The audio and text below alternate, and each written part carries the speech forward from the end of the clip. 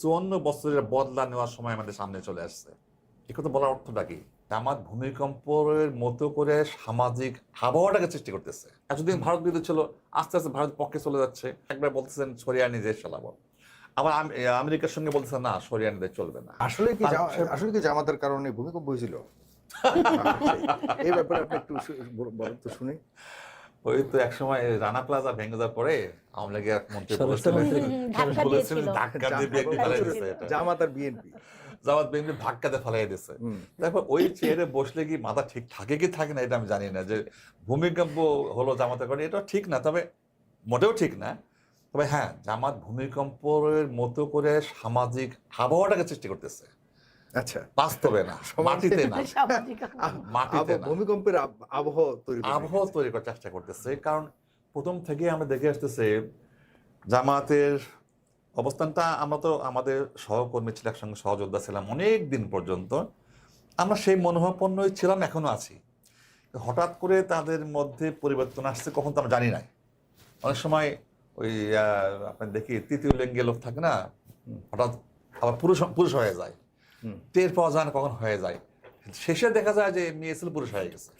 এরকম আমরা একটা সময় জামাতকে সঙ্গে নিয়েই চলছি ফিরছি সবকিছুই, কিন্তু হঠাৎ করে তারা নিজেরা মতো কথা বলা শুরু করলো। তার তো সমস্যা নেই, করতে পারে, একটা দল স্বাধীন দল। তৃতীয় লিঙ্গের মতোই কি তাদেরও অবস্থান বা তাদেরও রং পরিবর্তন হয়েছে? এবং আপনাদের সাথে একসময়, আপনি বলছেন আপনাদের সাথে একসময় আন্দোলন করেছেন, কি কারণ বা কি ধরনের পরিবর্তন তাদের মধ্যে হয়েছে যেটা আপনাদের এখন বড় ধরনের মাথা ব্যথা হয়েছে বলে মনে করেন? সারা জীবন বলে আসলেন যে ভারত বিরোধী, ভারত হটাও, দিল্লি হটাও, এবং নরেন্দ্র মোদীর আগমনে কিন্তু তাদের আচরণ ছিল এরকম, আসতে দেবে না, এরকম একটা আবহাওয়া দেশে ছিল। তখন গলাগলি হয়েছিল, বেশ লোক মারা গেছিল ওই সময়। তো ভারত বিরোধী ছিল।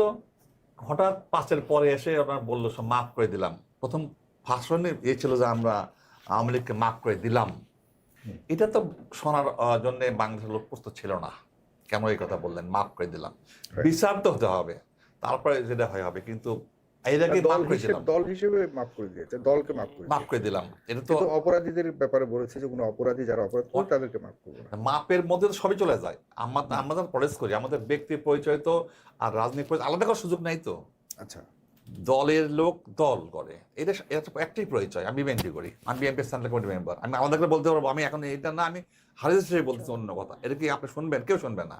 আমি একটা কথা বললে এটা বিএনপি কথা হয়ে যাবে, তার এক সময় কিছু বললে ওটা বিএনপি কথাই হয়ে যাবে। তো উনি যেটা কথা বলছে যে মাফ করে দিলাম, এটা আসলে মানুষ প্রস্তুত ছিল না। এক, দ্বিতীয় হলো ভারতকে কষ্ট দিয়ে আমরা কিছু করব না, এই কথাগুলো আসলে মানুষের কাছে দ্বিধাদ্বন্দ্বের মধ্যে পড়ে যায় লোকজন। চেঞ্জ হলো কখন আস্তে আস্তে। এতদিন ভারত বিরোধী ছিল, আস্তে আস্তে ভারত পক্ষে চলে যাচ্ছে। যাক, সেটাও আমাদের বক্তব্য না।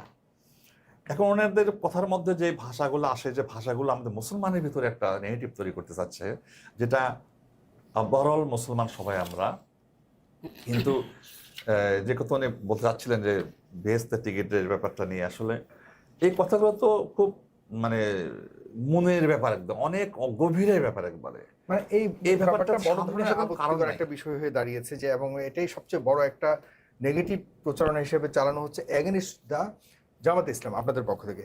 আমি একটু জানতে চাই আপনার কাছে যে বেহেশতের টিকিট বিক্রির ব্যাপারটা মানুষের মনে কি এরকম প্রভাব ফেলছে যে আসলে বেহেশতের টিকিট তারা বিক্রি করে, আমরা কিনবো, আমরা বেহেশতে যাব, এই কারণে আপনারা খুব এখন মন খারাপ যে সবাইকে বেহেশতের টিকিট বিক্রি করে তারা ভোট সব নিয়ে নিচ্ছে, আমাদের কাছে কোনো টিকিট নাই, এই কারণেই কি আপনার মন খারাপ?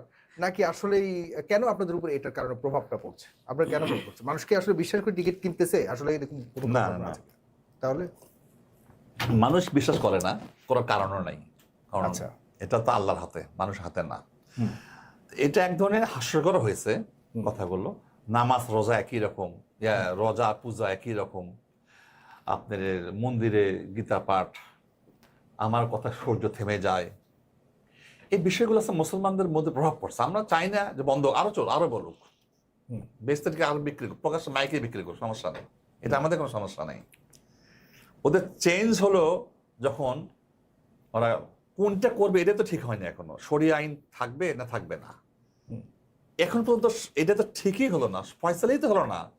শরিয়া আইন একবার বলতেছেন শরিয়া নিজে চালাবো, আবার আমেরিকার সঙ্গে বলতেছেন না শরিয়া নিজে চলবে না, আবার উনি বললেন যে এখানে ওনারা আশঙ্কা করলেন আমেরিকানরা যে এখানে আমাদের চার্চ যেগুলো আছে, খ্রিস্টান যে চার্চ আছে, ওদের আরাধনা আছে যেগুলো, সে বন্ধ হবে কিনা আশঙ্কা করলেন। এনারা বললেন না, বন্ধ হবে না, শরিয়ান চালাবো না। দেশের মধ্যে বলছে আমরা কোরআন হাদিস, আগে বলতো হাদিস, কোরআন হাদিসে দেশ চলবে, কোরআনের আইনে দেশ চলবে। এখন সে কথা নাই কেন আবার? এখন সে কথা বলতেছে না, কোরআনের আইনে দেশ চলবে, এ কথাও নাই আর। এখন চলবে কি, আমরা গতানুগতিক ধারায় দেশ চলবে। গতানুগতিক ধারায় দেশটা চলবে, এটাই স্বাভাবিক হওয়ার কথা ছিল। তাহলে আমাদের এই মানুষগুলোকে ভুল বোঝানো হলো কেন যে আমরা এই শরিয়া আইন, ইসলামিক আইন, কোরআনের হাদিসের আইনে দেশ চলবে? সাধারণ ভাই, আসলে আমাদের দেশে তো অশিক্ষিত মানুষের সংখ্যা অনেক বেশি। গ্রামের সাধারণ মানুষ বুঝে কম, তারা এইটুকু বুঝে আল্লাহ আল্লাহ সব এটুকু বুঝে। বাট আল্লাহকে পাইতে গেলে যে এরা যে কথাটা বলতে চাচ্ছেন, জামাতের করলে আপনার ভোট পাই দিলে আপনারা জানাতে যাবেন, একটা ভোট দিলে আপনার 18 কোটি মানুষের সব পাবেন, এগুলো সাধারণ মানুষের মধ্যে ইফেক্ট পড়ে, একদম পড়ে না বলবো না। তবে এখন সে চেঞ্জ হয়ে যাচ্ছে আবার। এখন বুঝে না এই কথা সব মিথ্যা কথা, ভুয়া কথা। কারণ জামাতের মধ্যে তো একই রকমের মানুষ, অর্থাৎ চরমনেই ইসলামের আন্দোলনের কথা বলতেছেন তারা কিন্তু এটা ভেঙে দিচ্ছে। আবার আরো কিছু ইসলাম সংগঠন আছে, তারা ভেঙে দিচ্ছে মিথ্যা কথা। চরমনে বলতেছে জামাত ইসলাম যেখানে যাবে সেখানে ধ্বংস। জামাত ইসলাম দিয়ে পৃথিবীতে কোন সময় মুসলমানদের আইন কায়েম হতে পারে না, তাদের ইসলামিক দল না। ইসলাম শব্দের ব্যবহার হয়েছে এখানে। এই জামাত ইসলাম তো আর কোনো নবী রাসূলের দল না। জামাত ইসলামটা আসছে হলো আব্দুল আলাম মওদুদি সম্ভবত 40 দিকে দল তৈরি হয়েছে, তার নিজস্ব ব্যক্তিগত কিছু বিষয় নিয়ে ইসলামের সঙ্গে মিক্সার করে একটা দল তৈরি করেছেন। এটা তো ইসলামিক দল না। যে তারেক রহমান এই কথাই বলেন যে আমরা অতীতের কোনো কথা বলবো না, সমালোচনা করব না, আমরা আমাদের কথাই বলবো। এটাই নতুন রাজনীতির ধারা উনি বলছেন। আমি বললাম কথা প্রসঙ্গে, আমি বললাম কথা প্রসঙ্গে ক্রমে। আপনি যখন জিজ্ঞেস করছেন যে উনি যে কথা বলছে জামাতের বিষয়টা না, এটা প্রসঙ্গে ক্রমে কথা বলা, কিন্তু আমাদের এটা আদর্শ এই মুহূর্তে না। ওকে, এটা অতীত ছিল, অতীত ছিল এটা। আমরা অতীতকে এখন নিতে চাই না। তারেক রহমানের বক্তব্য যে অতীতকে ঘাটাঘাটি করতে চাই না, আমরা 5 তারিখে যেতেই চাই না। আপনি যে কথা বললেন, ওনারা যে কথা বলতেছেন ইসলামিক ধর্ম নিয়ে, আমাদের বক্তব্য ওনাদের বিরুদ্ধে না, আমাদের পক্ষে আমাদের বক্তব্য। সেটা হলো আমাদের যে ফ্যামিলি কার্ডের কথা বলতেছে আমরা, কৃষি কার্ডের কথা বলতেছে আমরা, শিক্ষার্থীদের কথা বলতেছে আমরা, সর্বশ্রেণী মানুষের উন্নয়ন ঘটানোর জন্য পরিকল্পনা করা হচ্ছে, যুবকদের ট্রেনিং করে বাইরে পাঠানোর পরিকল্পনা, নতুন ধারায় রাজনীতি করার একটা পরিকল্পনা। এটা জিয়াউর রহমান বলেছিলেন যে রাজনীতিকে ডিফিকাল্ট করা হবে। এটা কি না বলেছিল যে ড্রয়িং রুম থেকে নিয়ে এসে কৃষকের মধ্যে রাজনীতি ঢুকাই দিয়েছিল জিয়াউর রহমান সাহেব, কালকরণের মধ্য দিয়ে হ্যান্ডেল মেরে শ্যালো ইঞ্জিন স্টার্ট করে পলিসটাকে ড্রয়িং রুম থেকে চলে গেছে ওখানে। এটা জিয়াউর রহমান করছিলেন। আর তারেক রহমান যেটা করলেন, আমরা টকশো করতেছে এখানে, উনি টকশো করতেছে মঞ্চে, উনি মঞ্চে টকশো করতেছে একরকম বলতে গেলে। এবং কাদের নিয়ে করতেছে? সাধারণ গ্রামীণ শ্রমিক, রিক্সা শ্রমিক, ভ্যান শ্রমিক, এদের যেখানে কথা বলতেছে আপনি সমস্যা কি, আপনার কি চান, কিভাবে দেশ দেখতে চান, এটা উনিও টকশো করতেছে। কিন্তু তাহলে পলিটিক্স কিন্তু এরা ডিফিকাল্ট করে ফেলে দিলেন। ডিফিকাল্ট বলতে ইজি করলেন মানুষের কাছে একদম। আমরা এটাই চাচ্ছিলাম যে দেশের মানুষ এটাই চায়, নতুন করে আর ফেসাদ চায় না। কিন্তু ফেসাদের মতো করে যে কথা বললে তার উত্তরে কিছু কথা চলেই আসে। আসলে আমরা চাঁদাবাজির কথা বলছেন আপনি, হ্যাঁ চাঁদাবাজিতে কিছু হয়েছে, অসুবিধার কোনো উপায় নাই। খালি কি বিএনপি করছে? বিএনপি যা করছে তার অনেক বেশি তারা করছে, বাট আমরা কিন্তু অ্যাকশন নিচ্ছি সেগুলো। বিএনপি প্রায় 5 থেকে 7 হাজার কর্মী বহিষ্কার, মানুষ তো করছে। ওই করার যে দৃশ্যপটগুলো, ওই করার যে সূত্রগুলো তারাই সৃষ্টি করেছিলেন। কারণ এই সংসদ ভবন আক্রমণ করা, আবার গণভবন আক্রমণ করা, বা বিশেষ বিশেষ কিছু গুরুত্বপূর্ণ রাষ্ট্র প্রতিষ্ঠান আক্রমণ করার বিষয়টা বিএনপির মাথায় কখনো ছিল না, বজুদও ছিল না, ভবিষ্যতেও থাকবে না। কিন্তু ওই দিন হয়েছিল বিশেষ পরিকল্পনা ছিল এটা, যে আসলে 71কে আলটিমেটলি অনেকটা ছোট করে দেখানো। মানে প্রথম বলেই ফেললেন একজনে বলছেন, তার মানে 5 তারিখটা কি শুধুমাত্র জামাতের নেতৃত্বে একদম না, তা হয়নি। বিএনপি, ছাত্রদল, যুবদল যদি ওই মুহূর্তে 19 তারিখে তারেক সাহেব না বলতেন, 19 আগস্টে, জুলাইতে ওনারা যখন ডিবি অফিসে বললেন যে আমরা সারেন্ডার, তো এত মানুষের মধ্যে যে যারা গণভবনে গেছে সবাই কি শুধু জামাত ছিল? না, আমি তো সে কথা বলতে চাচ্ছি। জামাত সহ আওয়ামী লীগের বাইরের সকল যারা লোক ছিল আমরা, অন্য সকল দল সবাই ছিল, পাবলিকে ছিল বেশি। ওখানে বিএনপি ছিল কিনা? পাবলিক অবশ্যই ছিল, বিএনপি অবশ্যই ছিল। বিএনপি ছাত্রদল যুবদল আহত নিহত হলো কেমনে? প্রায় 200 মতো ছাত্র নিহত হয়েছে এখানে, কেমনে নিহত হলো? ছিল তো ওখানে, আমাদের মাঠে ছিলাম। কিন্তু হ্যাঁ, আমাদের মাঠে থাকাটা ছিল যারা মুখ ফেস ভ্যালু যারা, তারা আড়ালে, যাদের ফেস ভ্যালু কম ছিল তাদের প্রকাশ্যে, এটা ছিল। কিন্তু ওই দিন কেন আজকে কেন কথা আসছেন যে 54 বছরের বদলা নেওয়ার সময় আমাদের সামনে চলে আসছে, এ কথা বলার অর্থটা কি?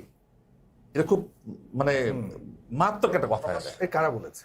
আচ্ছা, আমাদের নেত্রী বলছে একজন, নাম এই মতো নাম মনে নেই আমার, বলছে 54 বছর, একজন প্রার্থী বলছে 54 বছরের বদলানে আমাদের সামনে সময় আসছে বলছে। হয়তো তারা 54 বছর তাদের উপরে যে নির্যাতন করেছে আর কি হতে পারে, মানে কি বাংলাদেশ যেহেতু করেছে 54 বছর হয়েছে, সেটার বদলা আমরা নিব, আমরা পাকিস্তান করতে চাই, ব্যাপারটা কিরকম? না, ওইরকম একদম না, আমরা ফেলেও দেন না। কারণ হচ্ছে 54 বছর কেন বলবেন আপনি? আপনি 20 বছর কেন বললেন না? আপনি 30 বছর কেন বললেন না? আপনি 40 বছর বললেন না? 54 বছর পর্যন্ত দেশ স্বাধীনের বছর ওটা।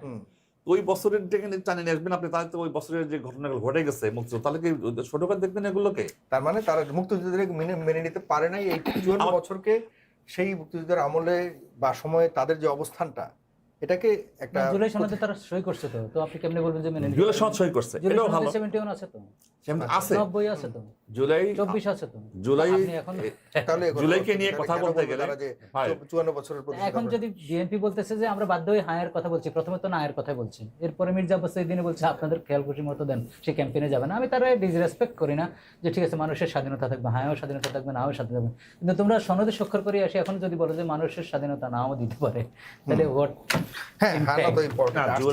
জুলাই তো একটা গুরুত্বপূর্ণ সময় চলে গেছে আমাদের দেশের জন্য, কিন্তু জুলাই নিয়ে কিন্তু অনেক কথা আছে যে কথাগুলো এখন প্রকাশ হয়নি বা মানুষ বুঝতে পারতেছে না এখন।